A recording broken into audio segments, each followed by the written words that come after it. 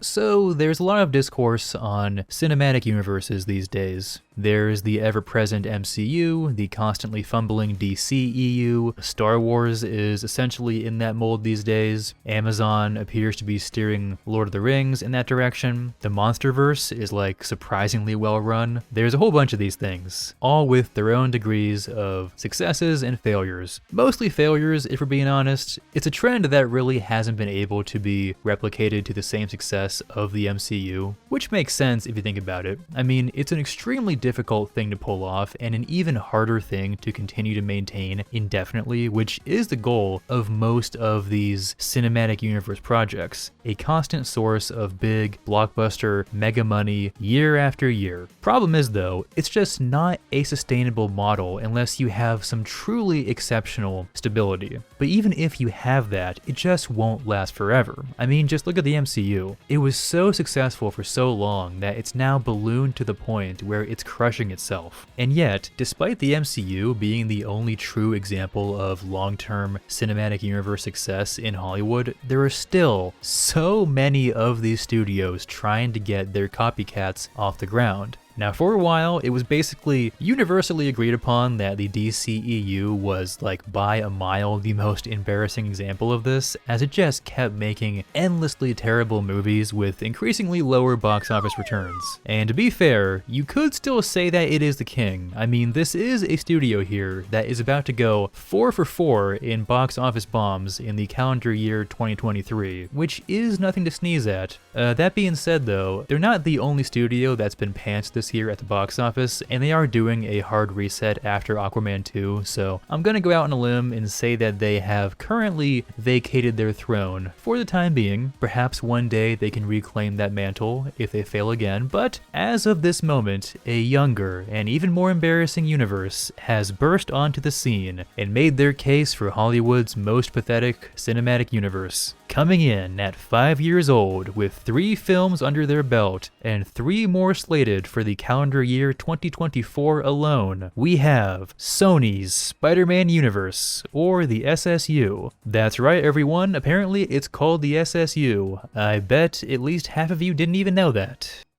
Intriguing. Now, you might be asking, how is a universe with only 3 films the most embarrassing one out there? Well, good question, because yes, there is no reason why something this small and this new should be in that position. It just defies logic, but as much as I would like to say otherwise, you just can't dispute the facts. He was in the Amazon with my mom when she was researching spiders right before she died.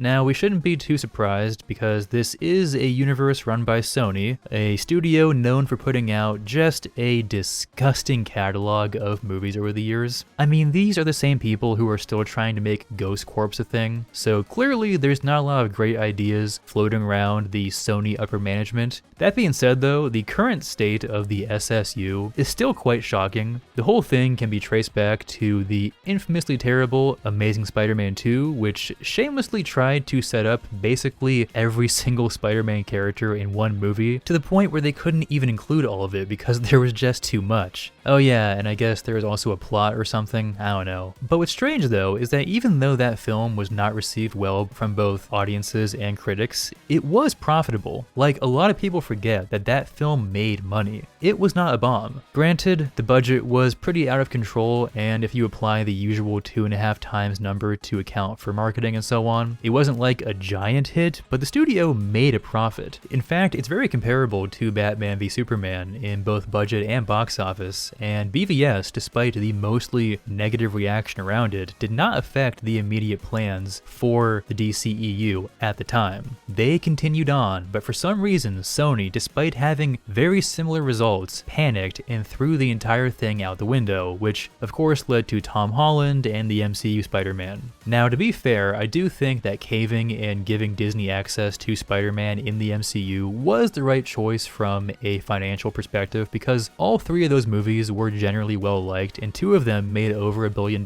one of which almost $2 billion, which was not going to happen in the Amazing Spider-Man or any of those planned spin-offs. However, despite that I think very sensible choice to loan the character to Disney, they decided that at the same time, they would set up their own separate cinematic universe universe with the characters they have left, which, newsflash, does not include Spider-Man. Why? It just doesn't make any sense. It's basically their exact plan for the Amazing Spider-Man universe that they scrapped, but this time they chose to do it, but without fucking Spider-Man now.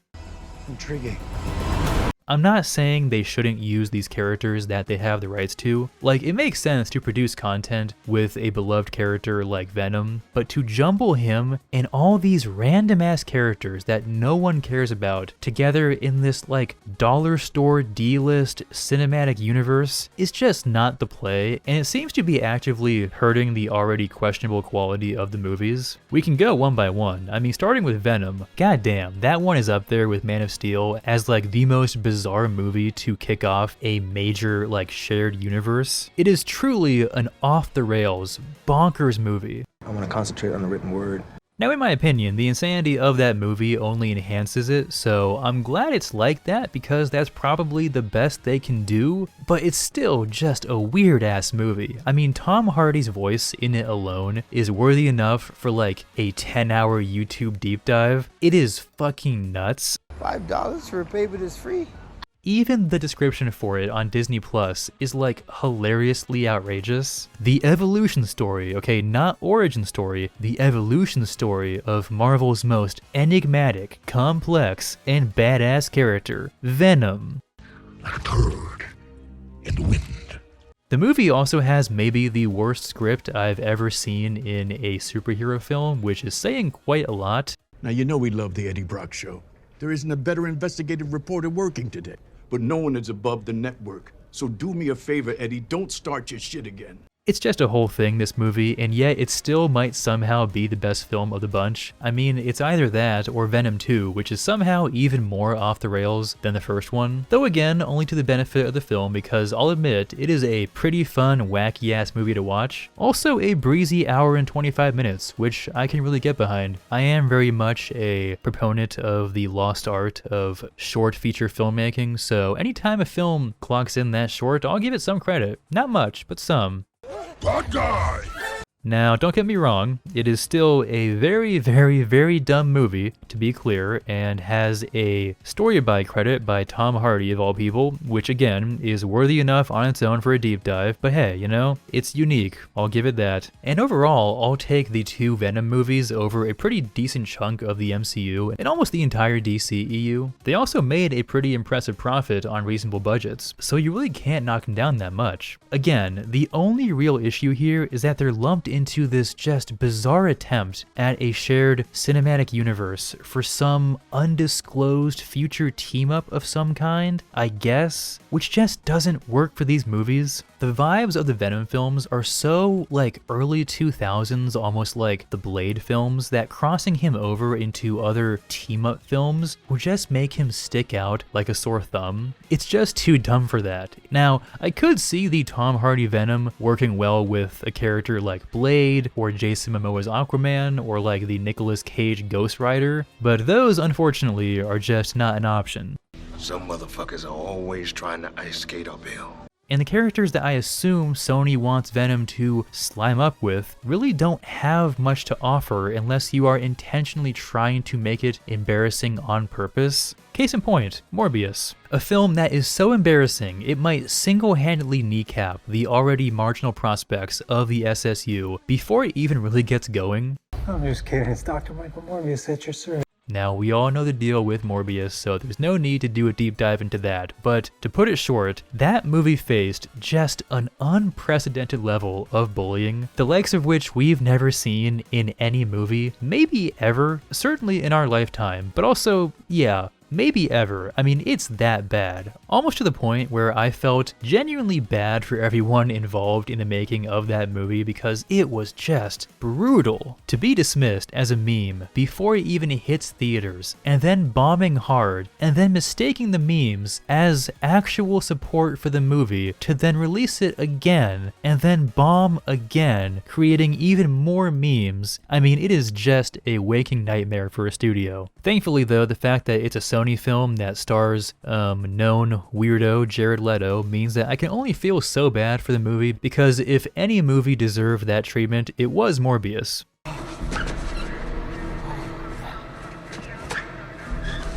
But beyond just the memes and the legend of it, the movie itself is like the prime example as to why the cinematic universe model just does not work for Sony. Morbius is a film, like The Amazing Spider-Man 2, that exists entirely to set up other movies and leaves virtually no room for the actual story it is supposedly trying to tell. Whatever that was supposed to be, not sure, except this time the main character is Morbius and not Spider-Man.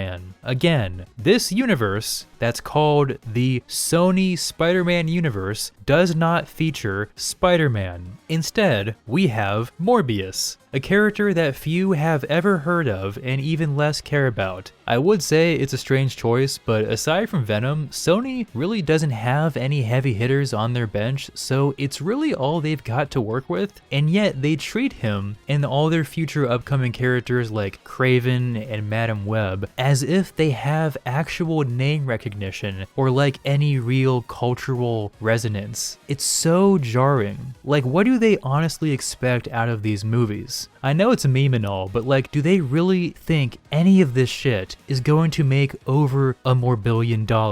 They can't, right? Right? I mean, maybe they are that delusional. There's also a question of who these movies are even for. Things like the MCU or the DCEU have certain targeted markets beyond just die-hard Marvel or DC fans that they try to capture. The MCU tries to go for the more, I would say, normie crowd, and as a result, their films feel very safe and generic. And the DC films up to this point have usually tried to attract the slightly edgier comic book fan or weirdos who like the dark Zack Snyder stuff. Both of these franchises have very clear tones and identities. But what is Sony trying to go for? It feels like they have kind of one foot in every camp and don't know where to go. Movies like Venom are like simultaneously too out there for the typical MCU crowd and too goofy for a DCEU fan. And then something like Morbius has no identity to even speak of. It's just filler for a universe that most people don't even know is a shared universe. You could easily convince someone that Morbius isn't even an actual comic book character because nothing in the film would indicate that outside of the embarrassing end credit stinger that I still can't make any sense of. Like, you bring in Vulture from the MCU for some reason and team him up with Morbius and I guess Venom and Kraven down the road, but to what end? Is it gonna be like a Sinister Six thing where they fight Spider-Man at some point? And if so, is it gonna be Tom Holland or Andrew Garfield or like a totally new Spider-Man? And even if that happens, how's that gonna make any sense? The way they've made these movies thus far paints characters like Venom and Morbius as like misunderstood, pretty much good guys. I mean, Venom especially barely has a mean bone in his body outside of just getting hungry and wanting to eat a head here and there. In the context of the universe, why would any of these people want to team up at all, let alone to fight a guy who doesn't even exist in the same universe as them and knows none of them? So why would anybody care? Intriguing. I just don't understand what they're doing, and I honestly don't think they even have a real plan. It feels like they're just setting various things up in the hopes that something catches on that they can spin off into some kind of big event film down the road, or something. It's even more jarring too because it's such a stark contrast to the absolute gold standard of quality that is the Spider-Verse films. Those movies execute the kind of thing that I think Sony has been desperately trying to go for, where they elevate characters like Miles Morales and Spider-Gwen to the point that they can market them as A-list characters. I mean, that's what Sony really needs here. All they've had up to this point is Peter Parker, and if they want to compete with Disney and WB, they need to build their roster up way more, and Spider-Verse is doing that. So the fact that that wing of Sony is doing so well and the live action films feel like cheap, half-assed garbage just doesn't compute To this point, the only characters they have tried to elevate in the actual live-action films have all been dudes who eat people, which, you know, I'm not against a character who eats people, I guess, but it's strange that the first 3 characters they've gone with have all had that trait. That's a pace of 100%, so I can only assume Madame Web is also going to eat a dude in her movie. Maybe they're going for that demographic of people who really enjoyed the movie Raw? I wonder what that Venn diagram looks like. Anyway though, getting back to Morbius, it really cannot be understated just how much damage that single film did to any momentum the SSU ever had, and not even because it was a box office bomb. Plenty of studios can sustain a bomb or two, but the bullying that movie was subject to has not gone away in the slightest. It has in the sense that the Morbius specific memes are gone, mostly, but with each new announcement or trailer or news article or literally anything to do with Sony's universe comes out, it's pretty much only met with the same level of bullying. Just go to the trailers for Kraven and Madame Web and read the comments. It is just humiliating. And again, I can only feel so bad because all this shit does look terrible, but plenty of terrible trailers and pop culture announcements come out every day, and none are met with the consistent level of humiliation and outright dismissal that these do. It is the worst thing a studio could possibly hope for. Their movies simultaneously get a lot of attention and traction online, which they of course want, but at the same time, it is in no way going to result in any measurable box office success, and if anything, will likely hurt its financial prospects. And I sincerely doubt that is going to change anytime soon because, like I mentioned earlier, due to the strikes and various delays, Sony has now a full slate of 3 movies in the SSU coming out in 2024 alone. And from what we've seen of the first 2, it is not looking too hot. Now who knows, maybe Venom 3 will clean up like it did back in 2018, but I am not gonna put any money on it. Comic book films are long past the point of being a sure thing at the box office, and Morbius, I think, has sealed the fate for all these upcoming projects. But at least Morbius was like the only embarrassment Sony had to suffer in 2022. I mean, it was rough, don't get me wrong, but it was just one blow. A pretty mean Mike Tyson blow, but still, only one. But to experience the Morbius phenomenon and still set up 3 different rakes in 1 year for you to step on just borders on absolute insanity. Like, surely Sony has got to be aware of the general public perception of these movies. I mean, they have to be. At least someone in the building must know. Which just begs the question, why is no one stopping this madness? Take it from me, I'm someone who actively enjoys watching just awful movies and studios humiliate themselves, but even I cannot watch this without feeling immense secondhand shame. It's to the point where the only rational theory that one can have as to why the so-called SSU continues to draw breath is that it's got to be some kind of grand, satirical, Nathan Fielder-esque parody of things like the MCU. There's just no other way to explain it. I hope you're hungry for nothing.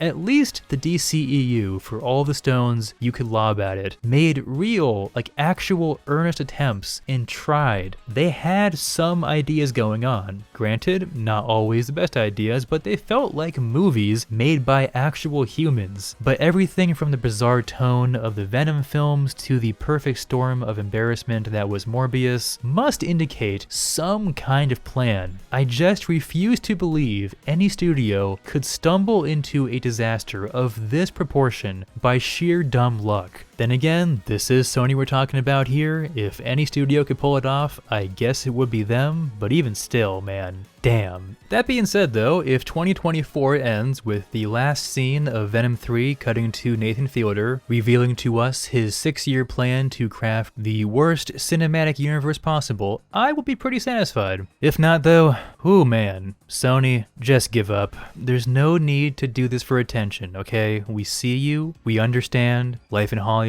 ain't always easy, you can't win them all, and that's okay. Maybe you just need to take a break, or maybe maybe give your old buddy Adam Sandler a call. I'm sure he's available. And you can do better, at least better than this, okay? Seek help, and maybe if you're really good, we can all let you make movies again without bullying them to death. It's up to you, okay? Because this is not going to work. He was in the Amazon with my mom when she was researching spiders right before she died.